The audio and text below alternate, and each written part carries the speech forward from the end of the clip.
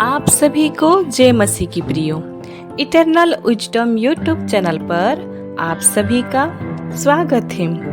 प्रियो, आज की इस वीडियो में हम जानेंगे कि सही तरह से कैसे उपवास करना चाहिए और हमें उपवास क्यों करना चाहिए। बाइबल में उपवास एक महत्वपूर्ण आध्यात्मिक अभ्यास है जिसे लोग प्रार्थना के साथ ईश्वर के करीब जाने, मार्गदर्शन प्राप्त करने, आत्मिक बल पाने और पापों से मुक्ति के लिए करते हैं।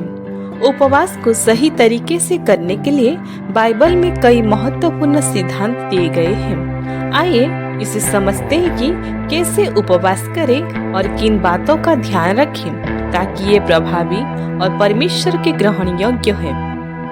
लेकिन प्रियो, वीडियो को शुरू करने से पहले आप हमारे चैनल को सब्सक्राइब करें और बेल आइकन को दबाना ना भूलिए। चलिए प्रियो, अब देरी ना करते हुए वीडियो को शुरू करते हैं। बाइबल में उपवास क्यों किया जाता है? बाइबल में कई स्थानों पर उपवास का उल्लेख मिलता है। विभिन्न कारणों से लोगों ने उपवास रखा, जिनमें प्रमुख कारण ये सब कुछ जो दिए गए हैं मैं आपको एक एक करके बताने जा रही हूँ। पहला, ईश्वर का मार्गदर्शन पाने के लिए लोग उपवास करते हैं। जब कोई व्यक्ति जीवन के किसी महत्वपूर्ण निर्णय या कठिन परिस्थिति का सामना करता था तो वो उपवास के साथ परमेश्वर से मार्गदर्शन मांगता था। उदाहरण के लिए प्रेरितों के काम 13 अध्याय 2 और 3 वचन कहता है, प्रेरितों ने उपवास और प्रार्थना के बाद पौलुस और बरनबास को परमेश्वर के काम के लिए अलग किया। वैसे ही निर्गमन के पुस्तक 34 अध्याय 28 में मूसा ने 40 दिनों तक उपवास किया जब वो परमेश्वर से व्यवस्था 10 आज्ञा प्राप्त कर रहा था। दूसरा, ईश्वर के करीब जाने के लिए उपवास हमें सांसारिक चीजों से हटाकर परमेश्वर पर ध्यान केंद्रित करने में मदद करता है। जब हम भोजन और अन्य सुख सुविधाओं का त्याग करते हैं तो हमारी आत्मा अधिक जागरूक और संवेदनशील हो जाती है।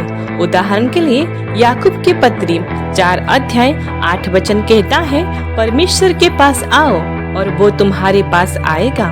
वैसे ही दानियल के पुस्तक 9वां अध्याय 3 वचन कहता है, दानियल ने उपवास और प्रार्थना के द्वारा परमेश्वर की खोज की। तीसरा, पश्चाताप और विनम्रता के लिए उपवास किया जाता है। उपवास एक तरीका है जिससे लोग अपने पापों का पश्चाताप करते थे और परमेश्वर से क्षमा मांगते थे।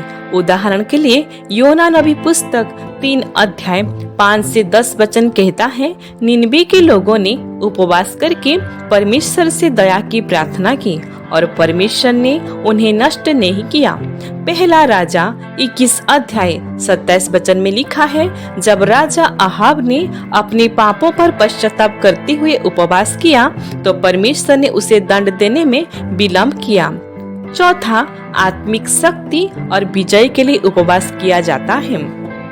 उपवास करने से आत्मा को शक्ति मिलती है जिससे हम जीवन की कठिनाइयों का सामना कर सकते हैं और आत्मिक युद्धों में विजयी हो सकते हैं। उदाहरण के लिए मत्ती रचित सुसमाचार 4 अध्याय 1 से लेकर 11 में लिखा हुआ है, यीशु ने 40 दिनों तक उपवास किया और शैतान के प्रलोभनों पर विजय पाई।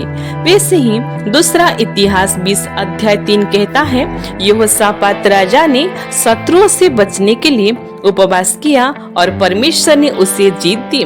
पांचवा, प्रलोभन पर विजय पाने के लिए लोग उपवास करते हैं।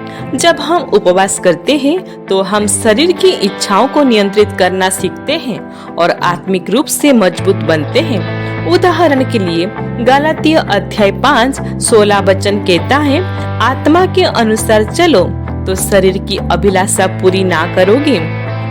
वैसे ही रोमियो अध्याय 8 वचन 13 कहता है, यदि तुम शरीर के अनुसार जीवन बिताओगे तो मरोगे, पर यदि आत्मा से शरीर के कामों को मारोगे तो जीवित रहोगे।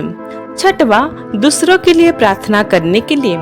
कई बार लोग दूसरों के लिए प्रार्थना करने और उनके लिए परमेश्वर की कृपा मांगने के लिए उपवास करते थे। उदाहरण के लिए एस्तर अध्याय 4 वचन 16 कहता है, रानी एस्तर ने पूरी यहूदी समाज के लिए 3 दिन का उपवास रखा वैसे ही निर्गमन अध्याय 30 से लेकर 32 तक बताता है कि मूसा ने इसराइलियों के पापों के लिए प्रार्थना और उपवास किया। प्रियो, अब हम देखेंगे उपवास के लाभ क्या होता है। बाइबल के अनुसार उपवास के कई आत्मिक और शारीरिक लाभ होते हैं। पहला, आध्यात्मिक विकास होता है। उपवास के दौरान हम अपनी आत्मा को जगाते हैं और ईश्वर की आवाज को स्पष्ट रूप से सुन सकते हैं। जैसे कि उदाहरण के लिए भजन संहिता 35 अध्याय 13 वचन कहता है, मैंने अपने प्राण को उपवास से नम्र किया। दूसरा, विश्वास को मजबूत बनाता है। जब हम उपवास के दौरान परमेश्वर पर निर्भर होते हैं तो हमारा विश्वास और अधिक दृढ़ होता है। उदाहरण के लिए इब्रानियों अध्याय 11 वचन 6 कहता है, बिना विश्वास के परमेश्वर को प्रसन्न करना असंभव है। तीसरा, आत्म अनुशासन को बढ़ाता है। उपवास करने से हम अपनी इच्छाओं को नियंत्रित करना सीखते हैं और एक अनुशासित जीवन जीते हैं। उदाहरण के लिए पहला कुरिन्थियों 9 अध्याय 27 वचन कहता है, मैं अपनी देह को बस में लाता हूँ, कहीं ऐसा ना हो कि मैं दूसरों को प्रचार करके आप ही अयोग्य ठहरूं। चौथा, पापों से मुक्ति और आत्मिक शुद्धि। उपवास से हमें अपने जीवन में गहरे आत्म विश्लेषण का अवसर मिलता है, जिससे हम अपने पापों को पहचान कर उनसे छुटकारा पा सकते हैं। उदाहरण के लिए यशाया नबी पुस्तक 58 अध्याय 6 वचन कहता है, क्या वो उपवास जो मैं चाहता हूँ ये नहीं कि अन्याय की जंजीरों को खोल जाए। पांचवा, शारीरिक और मानसिक स्वास्थ्य को बढ़ावा देता है। आधुनिक विज्ञान भी ये मानते हैं कि उपवास शरीर को विष मुक्त करता है और मानसिक स्वास्थ्य में सुधार करता है। छठवां, प्रार्थना को प्रभावशाली बनाता है। उपवास के साथ की गई प्रार्थना अधिक शक्तिशाली होती है, क्योंकि ये दिखाता है कि हम अपनी इच्छाओं से अधिक परमेश्वर की इच्छा को महत्व देते हैं। उदाहरण के लिए मत्ती अध्याय 17 वचन 21 कहता है, ये जाति बुरी आत्मा केवल प्रार्थना और उपवास से निकलती है।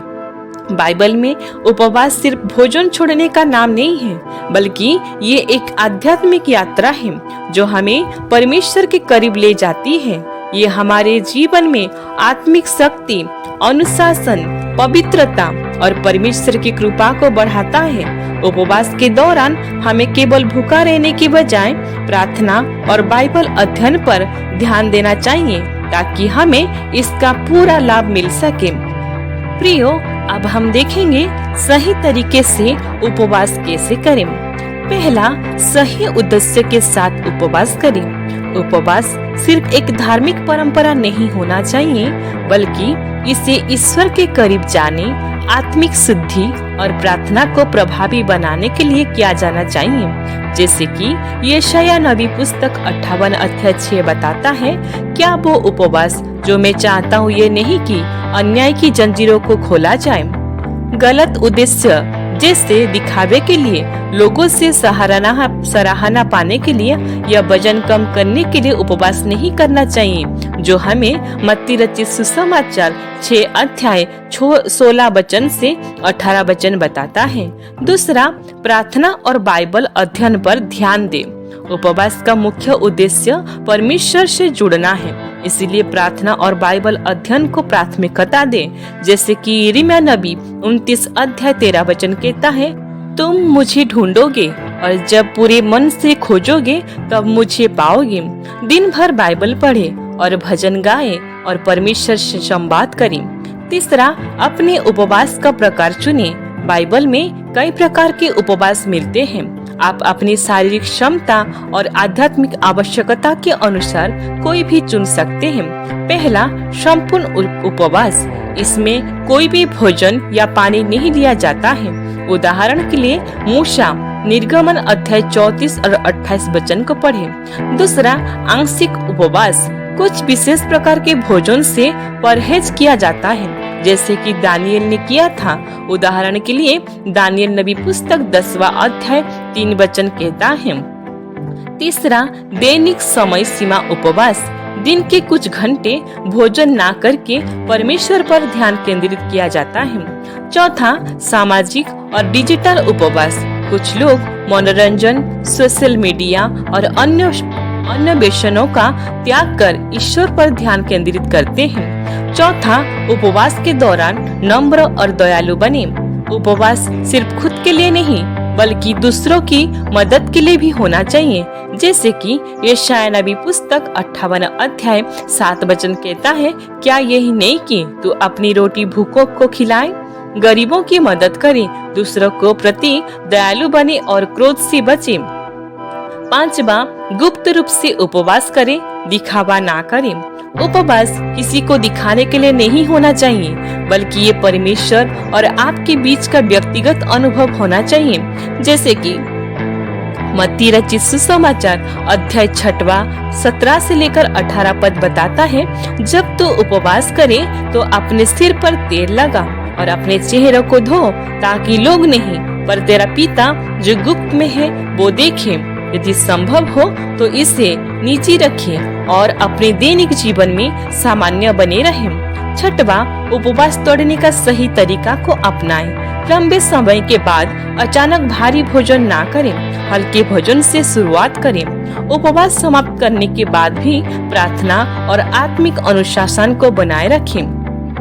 प्रियो, अब हम दूसरा देखेंगे कि उपवास के दौरान किन बातों से हमें बचना चाहिए। पहला, पाप और नकारात्मक विचारों से बचें।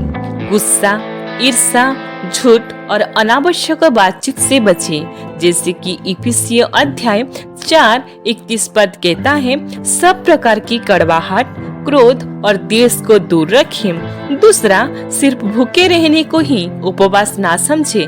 सिर्फ भोजन ना करना ही उपवास नहीं है बल्कि परमेश्वर पर ध्यान केंद्रित करना अधिक महत्वपूर्ण है। अगर उपवास के दौरान आप प्रार्थना नहीं कर रहे हैं तो ये केवल भूखा रहना है, उपवास नहीं है। इसीलिए हमें सिर्फ भूखा रहना नहीं है बल्कि प्रार्थना के साथ परमेश्वर के साथ जोड़ना चाहिए। तीसरा, दूसरों की आलोचना और व्यर्थ की गई बातों से बचे रहें। उपवास के दौरान व्यर्थ की बातों में ना उलझें और अपने समय का सही उपयोग करें। कुलुस्सी अध्याय 4 वचन 6 कहता है, तुम्हारी बातें सदा अनुग्रह सहित और नमक से रसदार होनी चाहिए। तीसरा, अभी हम देखेंगे उपवास का समय और अवधि कैसे तय करें। उपवास का समय और अवधि व्यक्ति की आध्यात्मिक स्थिति और शारीरिक क्षमता पर निर्भर करता है।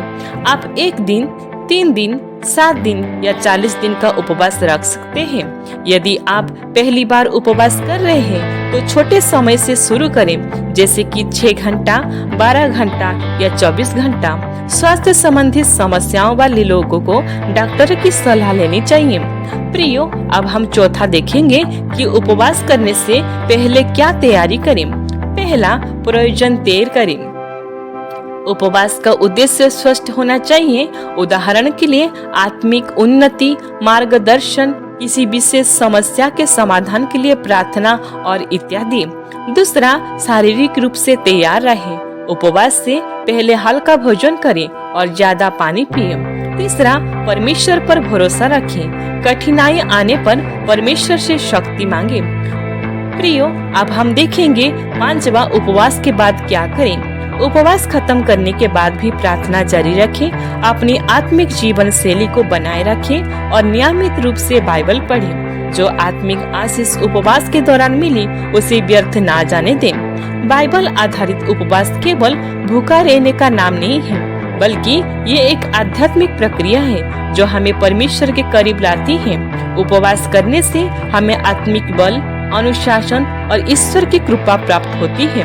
यदि आप पहली बार उपवास कर रहे हैं तो छोटे से शुरू करें, अधिक प्रार्थना करें, बाइबल पढ़ें और परमेश्वर से गहरे संबंध बनाने का प्रयास करें। प्रियो, आशा करती हूँ ये वीडियो आपके लिए आशीष का कारण बना होगा। ईश्वर इस छोटी सी आलोचना के द्वारा हम सभी को बहुतायत से आशीष दे। आमीन।